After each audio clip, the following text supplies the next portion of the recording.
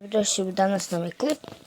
U današnjem klipu želim samo da vam se zahvalim na 24 suba.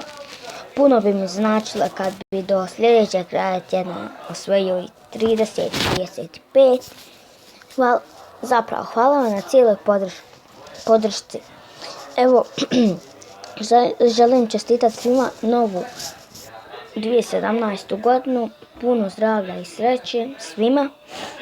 I eto ljudi, hvala vam 24 suba, puno mi to znači, evo, stvarno puno nisam znao, dobro sada kada sam lud da se toliko zahvaljujem, ali treba se zahvaliti to za početak, sjajan početak 24 suba. Ja ću nastavljati sa igricama kad mi se popravi kamera, idemo novim petardama i to.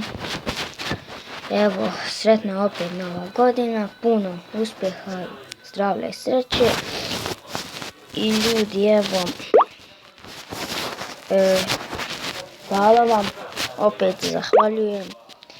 I ljudi, to je to za ovaj klip. Ako vam se svidio, podržite ga sa lajkom, to bi mi puno značilo. Do sljedećeg pozdrava,